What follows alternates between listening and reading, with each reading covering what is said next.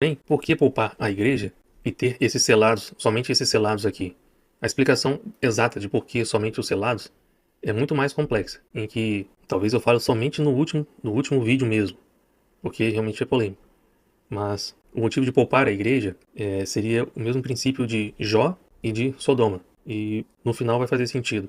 Em Lucas 21, 22 e versículo 35, Jesus vai dizer que porque estes dias, falando da grande tribulação, e olha só, ele fala no plural, dias, porque quando as pessoas acreditam que o arrebatamento só vai acontecer antes do dia da ira, ou seja, depois da grande tribulação, por conta do dia da ira, realmente Deus não nos predestinou para o dia da ira. Porém, todo esse período da grande tribulação se trata de dias.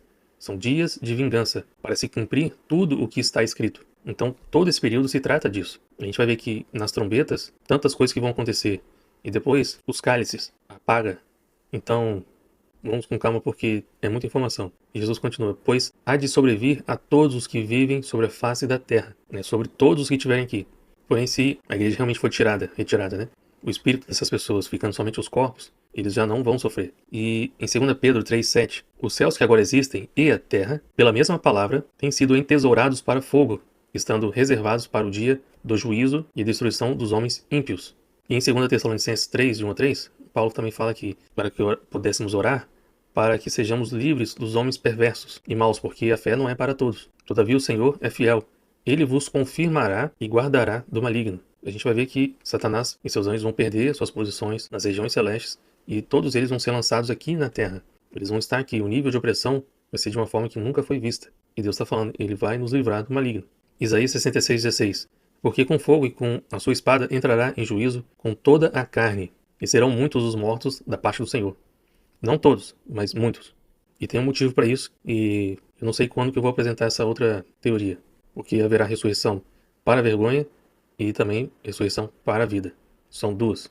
Em Isaías 10, 22 a 23. Porque ainda que o teu povo, ó Israel, seja como a areia do mar, o restante se converterá. Destruição está determinada, transbordante de justiça. Porque uma destruição, e essa já determinada, o Senhor dos Exércitos, a executará no meio de toda esta terra. Vai acontecer sobre todos os que estiverem aqui. E aí, se perguntarem, tá, e os selados? Por que não poderia ser a igreja inteira aqui também? Os selados, eles sabem que eles podem perder a vida. Eles são voluntários para isso. Deus não pede um sacrifício humano, mas aqueles que realmente entenderam e vivem o amor, o mesmo amor de Cristo, que cumprem esse mesmo amor, estão dispostos a ser voluntários para isso. Mesmo que façam o que quiser com o meu corpo, eu vou fazer a vontade do Pai. E essa vontade é auxiliar meus irmãos. Realmente não é uma coisa para qualquer um. Além de existir um outro motivo que fazem eles serem especiais. Em Sofonias 1, 2 a 3 e 18. De fato, consumirei todas as coisas sobre a face da terra, porque certamente fará destruição total e repentina de todos os moradores da terra. Em Daniel 12, 1, fala que haverá tempo de angústia, qual nunca houve desde que houve nação até aquele tempo. Mas naquele tempo será salvo o teu povo. E em Marcos 13, 19 e também em Mateus 24, 21, Jesus falando: tamanha tribulação como nunca houve desde o princípio do mundo, desde que Deus criou, até agora e nunca jamais haverá. Quando ele está falando sobre aquela tribulação ali, não se trata da destruição do segundo grande templo e de Jerusalém sitiada naquele momento. O que está para vir nunca ocorreu desde que houve mundo, desde que Deus criou o mundo. Até agora e nunca vai haver, e nunca haverá. Ou seja, isso também inclui o dilúvio e tudo que ocorreu naquele momento. Então, realmente, o que está para vir é uma coisa que nunca ocorreu.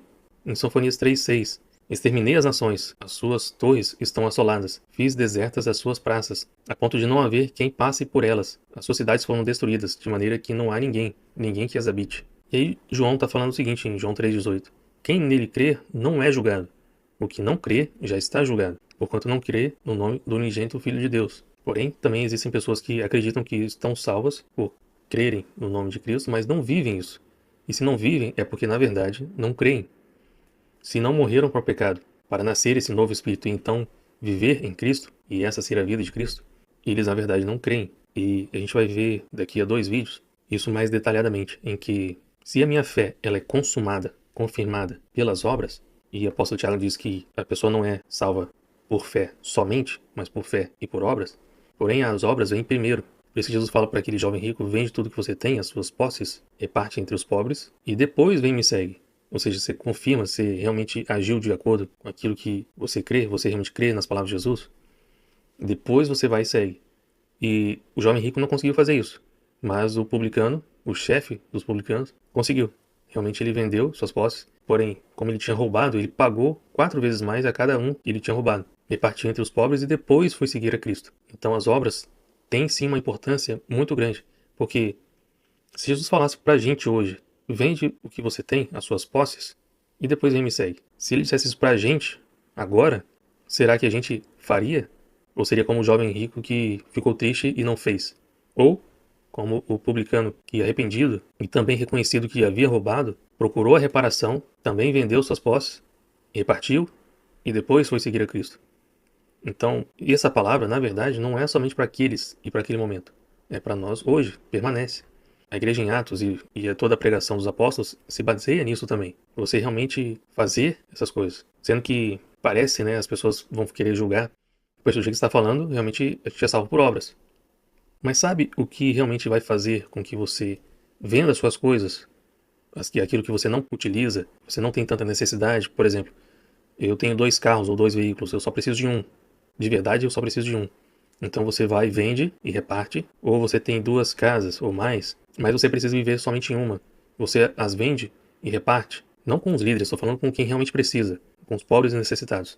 Sabe o que realmente vai ser necessário para que você faça isso? Essas coisas? Fé. O que você realmente vai precisar para se mover e fazer isso é a fé. Por isso que a fé se consuma nas obras. Ela confirma.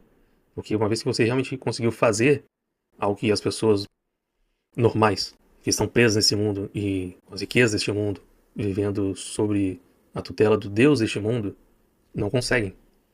Porque é necessário fé. É necessário fé para você fazer essas coisas. Aí quando você realmente faz, aí sim a sua fé é confirmada. Porque somente depois que Abraão fez algumas coisas, em que a sua fé foi lhe imputada, foi transformada em justiça. Depois de ele fazer, depois de ele agir, de acordo com aquilo que Deus estava querendo dele. Mas, continuando aqui, em 1 Coríntios 6, 2-3. Não sabeis que os santos hão de julgar o mundo? Não sabeis que havemos de julgar os próprios anjos? Mas aqui, deixando mais específico, julgar os anjos caídos, não os santos anjos que estão diante de Deus e que nos auxiliam. Porém, os dias da grande tribulação são dias, como Jesus falou, são dias de juízo, dias de vingança. E como João disse, quem nele crer não é julgado. Quem não crê já está julgado, porque o príncipe deste mundo também já está julgado. Mas a gente vai ver isso aqui também. Em Ezequiel 30, versículo 9, eu assimilei com os selados, 144 mil. Naquele dia sairão mensageiros diante de mim em navios. Por isso que talvez Jesus utilizou dessa referência, assim como foi nos dias de Noé. Eles sairão em navios, como se fossem navios, né? Mas é só uma metáfora. Em Isaías 18, 2 e também versículo 7. Que enviará baixadores por mar em navios. E ele fala que esses que estão sendo enviados, cuja terra os rios dividem. E aí, será que essa terra, quando aparece lá em Apocalipse 12, quando fala que a terra abriu a boca e engoliu aquela água que o dragão arrojou contra a mulher, será que não se trata de quando esses selados estiverem vindo, e não sei se intencionalmente ou não, mas eles vão auxiliar, em que eles dividirão essas águas e esse povo passará sem impedimento? E aí, se tratando mais sobre o princípio de Jó, especificamente, em Jó 42, 7-9. Jó, quando estava sofrendo, vieram amigos deles e falaram várias coisas. Porém, no final, Deus fala assim para estes: a minha ira se acendeu contra ti e contra os teus 2 amigos, porque não dissestes de mim o que era reto, como o meu servo Jó. Ide ao meu servo Jó, e o meu servo Jó orará por vós, porque dele aceitarei a intercessão, não de vocês, mas de Jó eu vou aceitar, para que eu não vos trate segundo a vossa loucura. E olha só, a palavra desses justos ali, esses amigos de Jó, esses 3, não foi tão louco assim aos nossos olhos.